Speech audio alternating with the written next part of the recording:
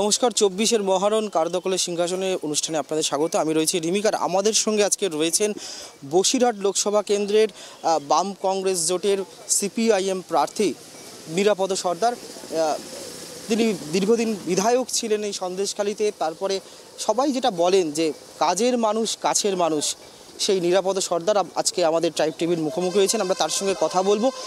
নিরাপদবাবু, আপনাকে স্বাগত ট্রাইব টিভিতে। যেটাই বলবো যে আপনি প্রার্থী হয়েছেন, এটাকে আপনি দীর্ঘদিন বিধায়ক ছিলেন, এবার লোকসভার প্রার্থী।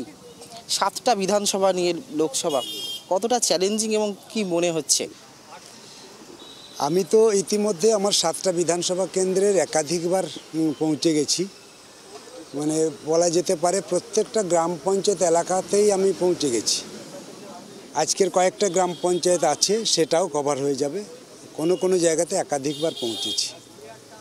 সেখানে গিয়ে আমি যা বুঝেছি যে এই 2011 সালের পর আমরা যে এই ভোটটা করছি, এই ভোটের আগে যতগুলো ভোট করেছি সেই ভোটে মানুষের এত সাড়া ছিল না।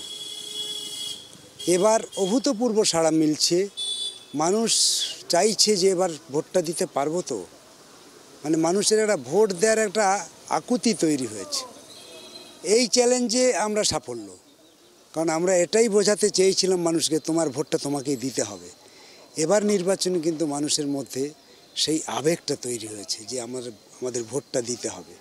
ফলে এই নিরিখে যদি আপনি বলেন, তাহলে আমি বলবো আপনাকে, আমার সব বিধানসভা কেন্দ্রগুলোতে এবার আমাদের লাল ঝান্ডার পক্ষে গরিব মানুষের অংশগ্রহণ, কৃষকের অংশগ্রহণ, ছাত্র যুবরাও, মা বোনেরাও কিন্তু এবার চাইছে যে লাল ঝান্ডাই শেষ পর্যন্ত আমাদের হাতিয়ার। লাল ঝান্ডা ছাড়া কোনো উপায় নেই।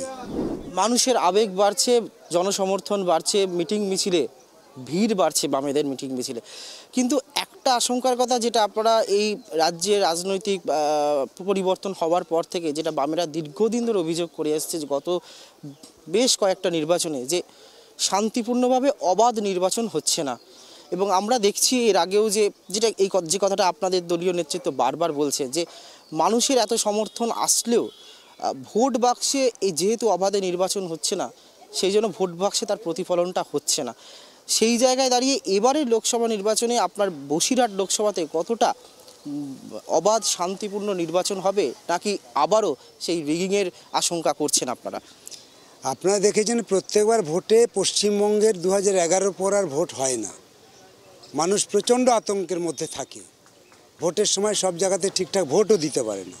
এই অভিযোগ শুধু আমাদের পার্টির পক্ষ থেকে না, সাধারণ মানুষের অসংখ্য অভিযোগ নির্বাচন কমিশনের কাছে জমা হয়েছে। ফলে নির্বাচন কমিশনও কিন্তু সরবরাহ হয়েছে এবার, যে বারে বারেই পশ্চিমবঙ্গ থেকে এই খবর আসছে, এই মেসেজ আসছে যে মানুষ ভোট দিতে পারছে না। সুতরাং নির্বাচন কমিশনের একটা চ্যালেঞ্জ যে এবার তারা সব মানুষকে ভোট দেওয়াতে পারবে কি না, সেটা আমরা দেখতে পাচ্ছি গোটা রাজ্যের ক্ষেত্রে। কিছুটা হলেও নির্বাচন কমিশন সেই দায়িত্ব পালন করছে। বসিরহাট লোকসভা কেন্দ্রে আমি বলবো যে এই সময়ের মধ্যে অন্তত সন্দেশখালীতে আবার নতুন করে যে সমস্ত ঘটনাগুলোকে বিশেষ করে তৃণমূল, বিজেপি যেভাবে উপস্থিত করার চেষ্টা করছে, তার মানে এটা পরিষ্কার মানুষ আবারও আতঙ্কের মধ্যে চলে যাবে, ভোট দিতে পারবে না। ফলে নির্বাচন কমিশনকে আমি আগেও বলেছি, আপনাদের মাধ্যমে বলেছি, আবারও বলছি যে নির্বাচন কমিশনের আওতায় গোটা দেশের মানুষ এখন আমরা আছি। আমরা কেউ নির্বাচন কমিশনের বাইরে না। তাহলে নির্বাচন কমিশনের আওতায় যখন আমরা সবাই থাকি, তখন কি করে নির্বাচন কমিশনের সামনে, তার পুলিশের সামনে, ফোর্সের সামনে, কেন্দ্র বাহিনীর সামনে আজকে সন্দেশখালীর মতন এইরকম জায়গাতে এই সমস্ত ঘটনা ঘটতে পারে? তাহলে এই সমস্ত ঘটনা যদি এখনই তারা হস্তক্ষেপ করতে না পারে, তাহলে এবারও মানে বসিরহাট লোকসভা কেন্দ্রের মানুষ আবার সেই কিন্তু কালো মেঘ, আতঙ্কের দিকে চলে যাচ্ছে। সেই জন্য আমি বলতে চাই যে নির্বাচন কমিশনকে অন্তত স্ট্রিক্টলি সেই ব্যবস্থা করতে হবে। যারা এই ঘটনার সঙ্গে যুক্ত হচ্ছে, তারা যেই হোক না কেন, তাদেরকে অনতিবিলম্বে গ্রেপ্তার করে মাঠ পরিষ্কার করা দরকার। কেন এই জিনিস হবে? মানুষ যখন চাইছে এবার ভোট দিতে, মানুষের আগ্রহ বেড়েছে, সেই সময় দাঁড়িয়ে মানুষ যাতে ভোট দিতে না পারে তার জন্য একটা সিনারি তৈরি করা হচ্ছে, এটা বরদাস্ত করা উচিত নয়। ফলে এইগুলোকে যদি আটকাতে পারে, তাহলে কিন্তু এবার বসিরহাটের মানুষ নির্বিঘ্নে ভোট দিতে পারবে। 1, 2 হচ্ছে এবার মানুষের মধ্যে একটা আমেজ তৈরি হয়েছে যে এবার নিজের ভোট নিজে দেবে। নিজের ভোট যদি কেউ লুট করতে আসে, তাহলে কিন্তু তারা তাদের মতন করেই কিন্তু তারা কখনো নির্বাচন কমিশনের কাছে, কখনো তার পছন্দের ব্যক্তির কাছে নানানভাবে কিন্তু জানানোর মতন একটা মনোবল পাচ্ছে মানে বসিরহাট লোকসভার ভোটাররা। যেহেতু ভোট একটা অঙ্কের বিষয় থাকে, আমরা 2019 যদি লোকসভা নির্বাচন দেখি, আপনারা অভিযোগ করেছেন যে অবাধ শান্তিপূর্ণ ভোট হয়নি গত 12-14 বছরের রাজ্যে।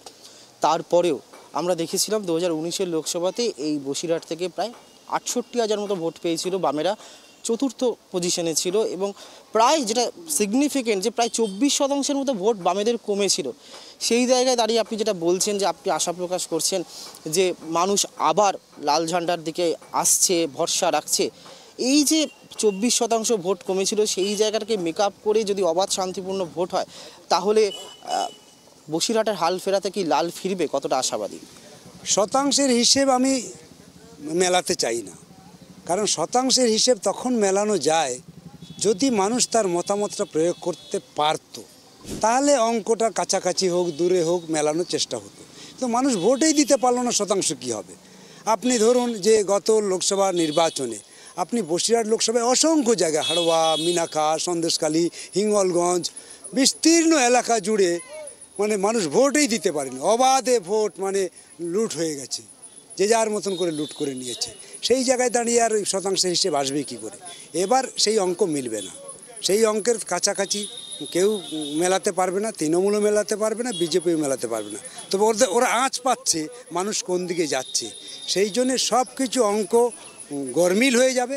মানুষের যেভাবে উপস্থিতি বাড়ছে, ঢেউ বাড়ছে, লাল ঝান্ডার উপস্থিতি বাড়ছে, এই সবগুলোকে মিলে আমি বলছি যে এবার বসিরহাট লোকসভায় ওই আগের অঙ্কের সঙ্গে কোনো মিল থাকবে না।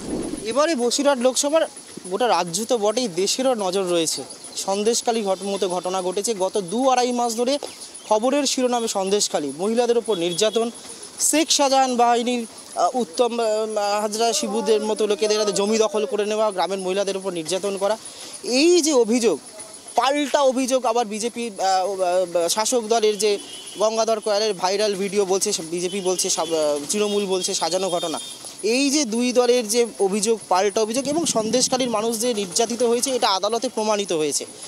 এইটা এবারে বসিরহাট লোকসভা কেন্দ্রে আপনাদের পক্ষে ভোটেতে কতটা বড় ফ্যাক্টর বা অ্যাডভান্টেজ হবে?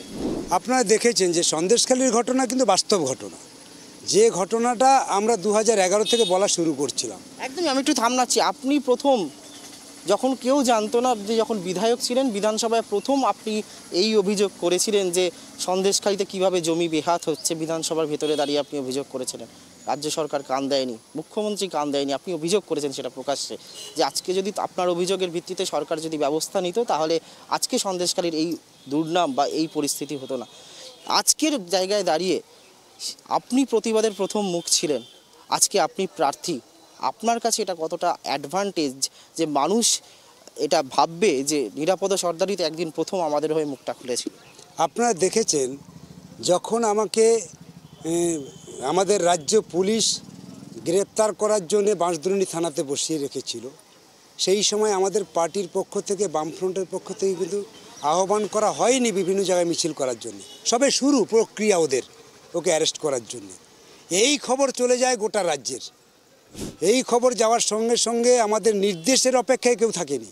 গোটা রাজ্যে কিভাবে তোলপাড় হয়েছে, মিটিং হয়েছে, মিছিল হয়েছে, থানাগুলোতে কিভাবে অবস্থান বিক্ষোভ হয়েছে, সেই জের চলে আসলো। আমাকে যখন বসিরহাট থানায় আনা হলো তখন আপনারা দেখেছেন বসিরহাট থানা থেকে জেলে যে কদিন ছিলাম, সেই কদিন বসিরহাটের মানুষ হাড়ে হাড়ে টের পেয়েছে যে প্রতিদিন হাজারে হাজারে মানুষ, কৃষক, ছাত্র, যুবক, ক্ষেতমজুর, অসংখ্য নরনারী যেভাবে বসিরহাটে উপস্থিত হয়েছে নিরাপদ সর্দারের মানে মুক্তির দাবিতে, এটা অভূতপূর্ব পরিবেশ তৈরি হয়েছে আমাদের মানে বসিরহাট লোকসভা কেন্দ্রে। এই জিনিস আমরাও ভাবতে পারিনি।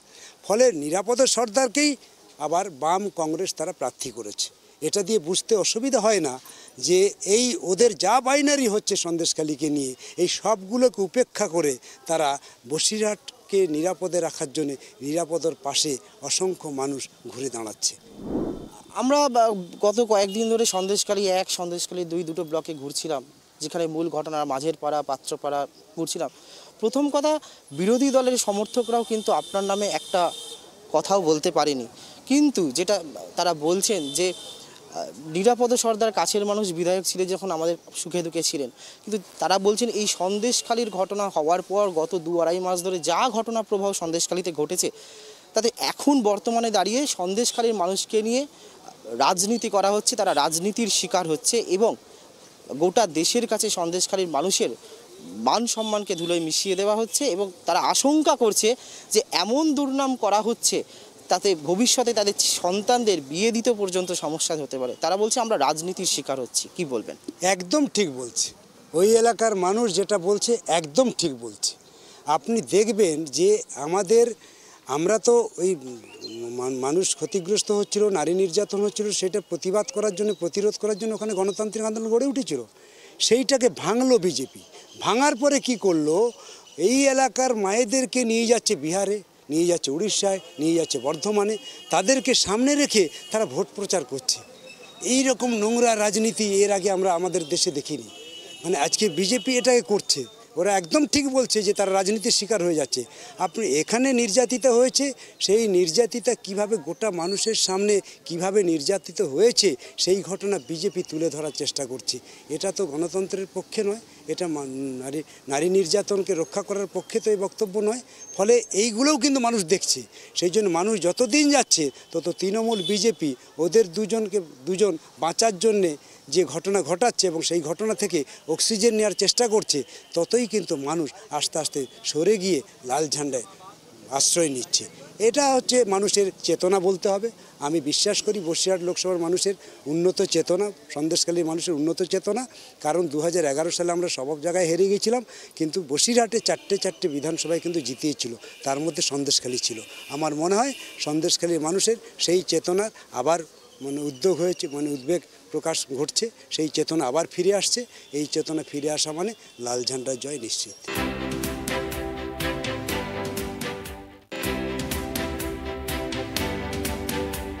শিবু হাজরা, শেখ শাহজাহানরা জেলে অভিযুক্ত হয়ে সন্দেশখালী কি নিরাপদ? সন্দেশখালীর মানুষ কিন্তু বলছে এখন কিন্তু কোনো গণ্ডগোল নেই। তাদের মূল দাবি হচ্ছে উন্নয়নের মতো হবে, কিন্তু তারা শান্তি চাইছে, নিরাপদ আশ্রয় চাইছে, নিরাপত্তা চাইছে। আপনি দীর্ঘদিন বিধায়ক ছিলেন, তারা সন্দেশখালীর মানুষ বলছে যে আয়লা হোক, আমফান হোক বা করোনার সময় কিন্তু আপনাকে পাশে পেয়েছে। আপনি যদি সাংসদ হন, তাদের জন্য কোন কোন কাজে অগ্রাধিকার দেবেন?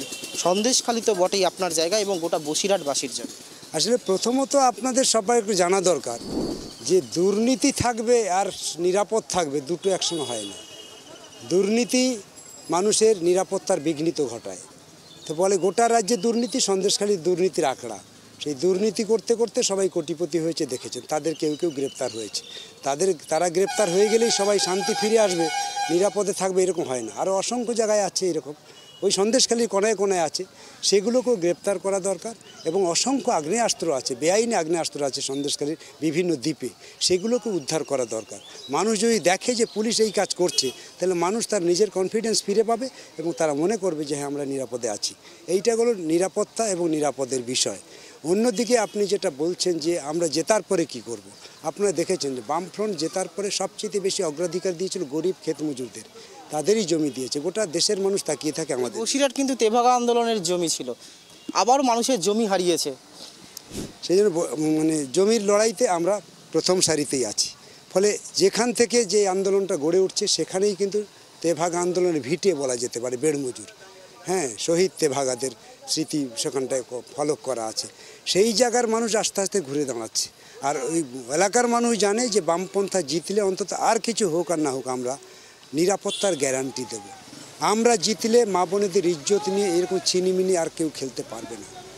আমরা জিতলে যারা জমি হারিয়েছে তারা সসম্মানে সেই জমি ফেরত পাবে, যারা ঘর হারিয়েছে তারা ঘর পাবে, আবার নতুন করে ছেলেমেয়েরা স্কুলে যাবে। অসংখ্য স্কুল বন্ধ এই গ্রাম এলাকাতে, বসিরহাট লোকসভা কেন্দ্রে অসংখ্য স্কুল বন্ধ। সেই স্কুলে আমাদের ঘরের ছেলেমেয়েরা যেত, গরিব ঘরের ছেলেমেয়েরা যেত, তারা আর এখন যেতে পারে না, তার পরিচয় হয়ে বাইরে চলে যাচ্ছে। আমরা এগুলোকে প্রায়োরিটি দেব। সুন্দরবনের নদীপ্রবণ এলাকা, নিশ্চয়ই নদী বাঁধটাকে গুরুত্ব দিতে হবে। সুন্দরবনকে নিয়ে যেভাবে ব্যবসা করছে, কোটি কোটি টাকা তারা আয় করছে আর সুন্দরবনকে শেষ করে দিচ্ছে, মানে পরিবেশ নষ্ট হচ্ছে। আমরা বামপন্থীরা আগেও পরিবেশ রক্ষা করার চেষ্টা করেছিলাম, এবারও পরিবেশ রক্ষা করার চেষ্টা করব। 100 দিনের কাজ বন্ধ হবে না। কৃষক হাসবে, কৃষকের লড়াই জারি থাকবে। কৃষকের ফসলের দাম যতদিন না তারা পাবে ততদিন আমরা লড়তে থাকবো।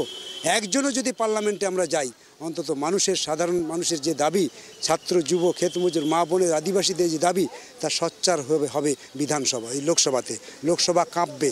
যদি নিরাপদ সর্দার একা যায়, একাই লড়বে, লড়াইতে কখনো ওদের সঙ্গে আপোষ হবে না।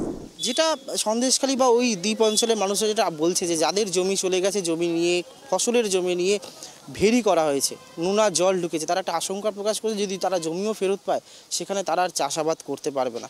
সেই কি আগের অবস্থা ফিরিয়ে দেওয়া কি সম্ভব হবে? আগের অবস্থাতে ফিরিয়ে দেওয়া সম্ভব হবে না। ওটা যদি আমি বলি তাহলে মিথ্যে কথা বলা হবে। আগের অবস্থায় কেউ ফিরে পাবে না জমি, কিন্তু জমিটা ফেরত পাবে।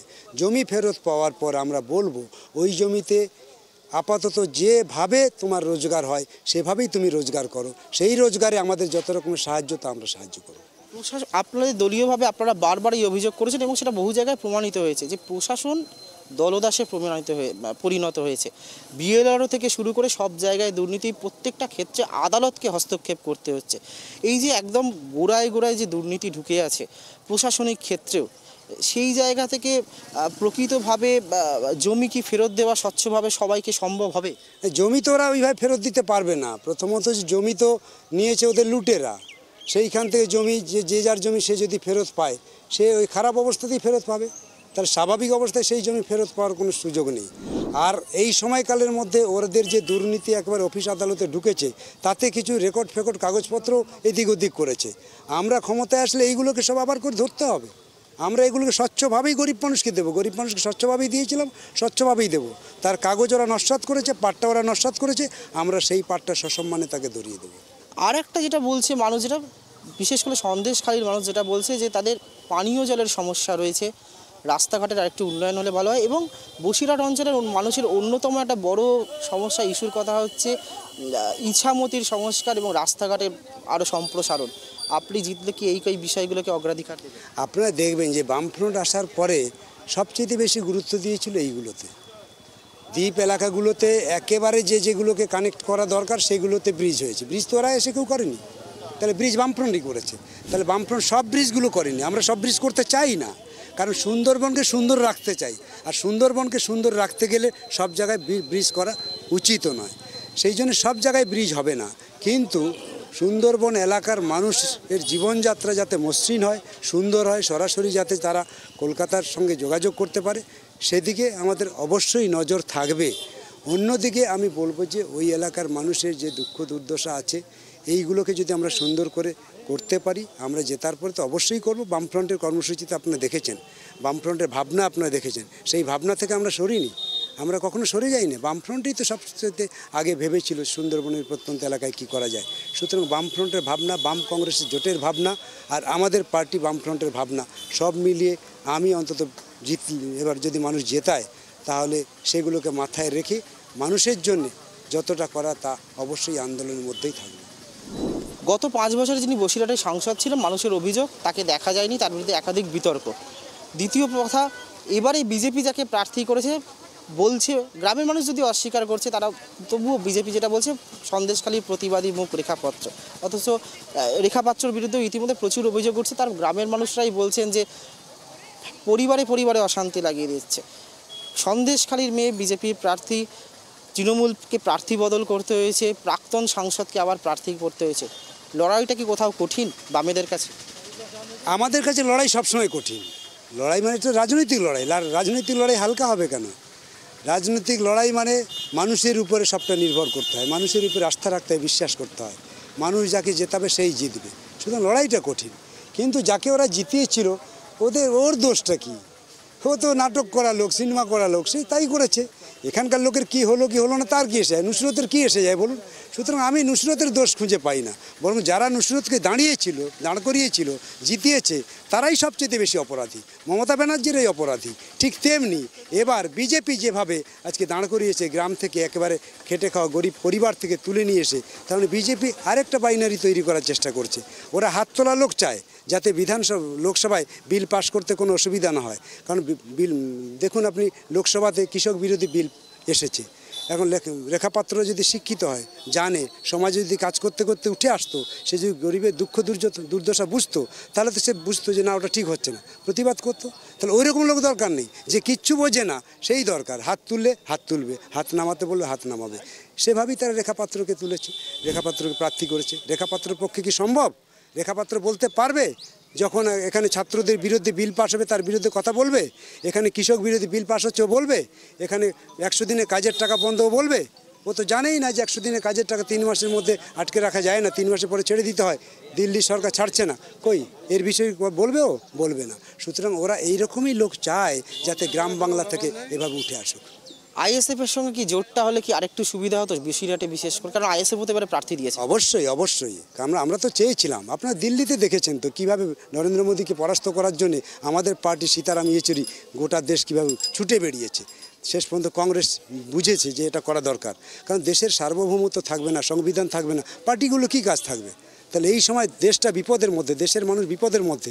সুতরাং সকলে মিলে আমাদের উদ্ধার করা দরকার, এটা ছিল আমাদের প্রথম মেসেজ। সেই অনুযায়ী আমরা লড়ে যাচ্ছি। আমাদের রাজ্যেও তাই। এবার দেখেছেন বামফ্রন্টের কি মানে ঐকান্তিক চেষ্টা আমার রাজনৈতিক জীবনে দেখিনি। হ্যাঁ, এই বৃদ্ধ বয়সে আমাদের পার্টির নেতা বিমান বোস কীভাবে দিনের পর দিন তাদের সঙ্গে ঘন্টার পর ঘন্টা আলোচনা করেছে। আমি তো মোহিত হয়ে দেখেছি যে এটাই বামফ্রন্ট। এই বামফ্রন্ট ভারতবর্ষের অন্যান্য রাজ্য দেখছে যে এটাও বামফ্রন্ট। অনেক চেষ্টার পরেও শেষ পর্যন্ত আইএসএফ একটা জায়গায় হলো না। আইএসএফের ব্যর্থতা, কারণ ঐতিহাসিক নির্বাচন ছিল। এই নির্বাচনের ওরা একটা জায়গায় থাকলে অন্তত ওদের একটা ডকুমেন্টস তৈরি হতো। দেশটা যখন বিপদে তখন ওরা বিপদের রক্ষা করার জন্য যারা লড়ছে তাদের সঙ্গে ওরা ছিল, এখন নেই। এটা কি আইএসএফ প্রার্থীরা কি বামেদের ভোট কিছু কেটে নেওয়ার কি আশঙ্কা করছেন, যে বামেদের ভোট কিছুটা আইএসএফে চলে যেতে পারে? আমরা ওইরকম মনে করছি, কারণ আইএসএফকে যারা সমর্থন করেছিল বাম সমর্থক এবং বাম মনস্ক লোকজন, তাদের উন্নত চিন্তা আছে, কারণ তারা জানে যে এই সময় বামকেই জেতাতে হবে। তাই আমার মনে হয় না যে আইএসএফের প্রার্থী থাকলেও মানুষজন বামফ্রন্টের ভোটার আইএসএফে যাবে বলে আমি বিশ্বাস করি না। আইলা, করোনা, আমফানের সময় নিরাপদ সর্দারকে আমরা দেখেছি সুন্দরবনে গ্রামে গ্রামে বাঁধ দিয়ে হেঁটে, কাদা মাটি হেঁটে মানুষের পাশে দাঁড়িয়েছে। তারপরেও নিরাপদ সর্দার, কান্তি গাঙ্গুলির মতো মানুষরা হেরে যায়। মানুষ কি তাদের ভুল বুঝতে পারছে? এবার কি সাপমোচন হবে? আমি এই নিরিখে সবটা বিচার করি না, সবটা কর্মের উপরে সবটা হয় না। দর্শন তো মূল কথা, আদর্শই মূল কথা। আদর্শের উপরে আদর্শ আঁকড়ে রেখে কাজটা করতে হয়। আমরা সেই কাজ করছি, মানুষের মধ্যে করা দরকার সেই কাজ করছি। মানুষ আসলে এই যে আমাদের, আপনারা অনেকেই বলেন যে কর্মপ্রার্থী লোকেরা হেরে যাচ্ছে, মানুষ হারিয়ে দিচ্ছে। আমি এটা সবটা বিশ্বাস করি না, কারণ সব জায়গাতেই যারা যারা হেরেছে আমি পরে মূল্যায়ন করে দেখেছি সেই এলাকায় সব মানুষ ঠিকঠাক ভোট দিতে পারেনি। মানুষ যদি ঠিকঠাক ভোট দিতে পারতো তাহলে কান্তি গাঙ্গুলির মতন অসংখ্য মানুষ যারা বামপন্থী লিডার তারা হারতো না, নিরাপদ সর্দারও হারতো না। নিরাপদ সর্দারও হারতো না। নিরাপদ সর্দার এখন তো ভোটই হয়নি। আপনারা দেখেছেন 125টা বুথ ওরা 100% দখল করে নিয়েছিল। সুতরাং ভোট হলে তো বোঝা যায় যে মানুষ কোন নিরিখে আমাকে মূল্যায়ন করেছে, বাম প্রার্থীকে কীভাবে মূল্যায়ন করছে, সেটাও অন্তত মূল্যায়ন করার জন্য একটা সুযোগ পাওয়া যায়। কিন্তু ভোটেই যদি মানুষ দিতে না পারে তাহলে কি করে মানুষকে দায়ী করব বলুন? মানুষকে দায়ী করার কিছু নেই, কারণ মানুষই শেষ কথা বলে, মানুষের উপরই ভরসা রাখতে হয়, মানুষই ইতিহাস রচনা করে। আমার চলার পথ আমি যতই ভালো করি না কেন, আমার চলার পথে কোথাও যদি ত্রুটি থাকে আমার পার্টির নেতারা কেউ দেখতে পাবে না, কিন্তু জনগণ দেখতে পাবে। আপনি আক্রান্ত হয়েছেন, আপনাকে জেলে নিয়ে যাওয়া হয়েছে, তারপরেও আপনাকে দমানো যায়নি। এত অনুপ্রেরণা, এত সাহস আপনি কোথা থেকে পাচ্ছেন? আসলে গরিব মানুষের লড়াই করছি তো। গরিব মানুষের লড়াইতে সাহস ছাড়া আর কী আছে? গরিবের হারানোর কী আছে? হারানোর তো কিছু নেই। সুতরাং জেলে যখন ওরা নিয়ে গেছে তখনই আমি বলেছিলাম যে আমাকে জেলে নিয়ে যাচ্ছ, কিন্তু আমি যে কটা দিন জেলে থাকবো মমতা ব্যানার্জি ঘুমোতে পারবে না। ঘটনা তাই হয়েছে। আমি অনুপ্রাণিত হয়েছি যে অন্যায়ভাবে ওরা জেলে নিয়ে গেছে, গরিবের আন্দোলনকে খাটো করার জন্য ওরা জেলে নিয়ে গেছে। সুতরাং আমরা কখনো এই দুর্বল হতে পারি না। ফলে আমি আরও সবল হয়েছি, সতেজ হয়েছি, আমরা আবার সাহসের সঙ্গে কাজ করছি। শেষ প্রশ্ন নিরাপদতা আপনাকে, এবারে বসিরহাট লোকসভায় সন্দেশখালীর কতটা ফ্যাক্টর হবে, ভোটে কতটা প্রভাব ফেলবে, এবং কোন কোন ইস্যুতে এবারে বসিরহাট কেন্দ্রের মানুষ ভোট দেবে, তাদের ভোটাধিকার প্রয়োগ করবে? সন্দেশখালীর ইস্যুতেই এবার জাতীয় ইস্যু থাকা সত্ত্বেও সন্দেশখালীর ইস্যুটাকে ওরা এবার ব্যবহার করার চেষ্টা করেছে। সেই ইস্যু কিন্তু আমাদের বসিরহাট লোকসভা কেন্দ্রে সর্বত্রই ছড়াচ্ছে। সন্দেশখালী ইস্যু একটা ফ্যাক্টর, তবে সন্দেশখালীর ইস্যুতেই গোটা বসিরহাট লোকসভার মানুষ আস্তে আস্তে ওদের দুটো দলকেই বুঝতে পারছে সুতরাং সন্দেশখালীর ইস্যুতেই এবার বামপন্থার দিকেই মানুষ ভোট দেবে। আলিমুদ্দিনের অন্দরে একটা হাওয়া ঘুরছে যে রাজ্যে কি ফল হবে না হবে সেটা তারা না বলতে পারলেও তারা নিশ্চিত হয়ে বলছে এবার বসিরহাটের হাল ফেরাতে লাল ফিরবে নিরাপদ সর্দারের হাত ধরেই। আপনি কতটা এটাতে বিশ্বাস করছেন? নিরাপদ সর্দারের হাত ধরে হাল ফেরানোর কোনো সুযোগ নেই, পার্টিতে এটা কখনোই হয় না। নিরাপদ সর্দার শ্রমিক শ্রেণীর নেতৃত্ব, ক্ষেতমজুরের নেতা, আদিবাসী ঘরের জন্ম, আদিবাসীদের নেতা, খেটে খাওয়া গরিব অংশের মানুষের নেতা। ফলে গরিবদের রক্ষার জন্য, গরিবকে বাঁচানোর জন্য এ লড়াই জারি থাকবে। সেই লড়াইয়ে এই সময় আমি দেখতে পাচ্ছি গরিব, কৃষক, ক্ষেতমজুর, আদিবাসী, ছাত্র, যুব সকলেই আমাদের পক্ষে দাঁড়াচ্ছে, লাল ঝান্ডার পক্ষে দাঁড়াচ্ছে। সুতরাং তাদের এই আগ্রহ, তাদের উপস্থিতি এবার হাল ফেরাতে সাহায্য করবে বলে আমার আত্মবিশ্বাস আছে। কত ব্যবধানে জিতবে নিরাপদ সর্দার বা বসিরহাটে এবারে বামেরা সিপিএম কত ব্যবধানে জিতবে বলে মনে করছেন? আর মানুষের উদ্দেশ্যে, বসিরহাটবাসীর উদ্দেশ্যে আপনার বার্তা কী হবে? ওদের মতো তো আমরা অঙ্কে বলে দিই না যে এত এত ভোটে জিতবো। আমরা ওই রকম অবৈজ্ঞানিক অসাংবিধানিক কথা বলি না। আমরা বলতে পারি আপনাকে যে বসিরহাটের মানুষের যে উন্মাদনা তৈরি হয়েছে 2011-র পর, 7টা বিধানসভা কেন্দ্রে গরিবের যে উন্মাদনা বেড়েছে, কৃষকের যে উন্মাদনা বেড়েছে, ছাত্র যুবদের যে উন্মাদনা বেড়েছে, তাতে বসিরহাট লোকসভা কেন্দ্রে যে লাল ঝান্ডা জিতবে এ বিষয়ে কোনো সন্দেহ নেই। আর জেতার পরে আমরা বলেছি, জেতার পরে ছাত্র, যুব, কৃষক, ক্ষেতমজুর, মা বোনেদের পাশে দাঁড়িয়ে লোকসভাতে অন্তত সোচ্চার থাকবে তাদেরকে রক্ষা করার জন্য। অনেক ধন্যবাদ নিরাপদবাবু আমাদের সঙ্গে কথা বলার জন্য। আমরা কথা বলছিলাম বসিরহাট লোকসভা কেন্দ্রের সিপিআইএম প্রার্থী নিরাপদ সর্দারের সঙ্গে। তিনি যেটা বলছেন তাকে কোনোভাবে যেমন দমানো যায়নি, দমানো যাবে না। সংসদে তিনি যদি যান তাহলে সন্দেশখালিতে বটেই বসিরহাটের মানুষের আওয়াজ, কণ্ঠস্বর তিনি পৌঁছে দেবেন সংসদে এই বসিরহাটবাসীর জন্য তিনি সোচ্চার হবেন, আওয়াজ তুলবেন এবং সন্দেশখালির নিরাপত্তা, সন্দেশখালির মানুষের সম্মান ফিরিয়ে দেওয়াতেই তিনি অগ্রাধিকার দেবেন, এই কথাই তিনি বলছেন মানুষের কাছে। ক্যামেরায় বরুণ ভান্ডারীর সঙ্গে রিবিক বাজির report, tribe TV Bangla, Basirhat.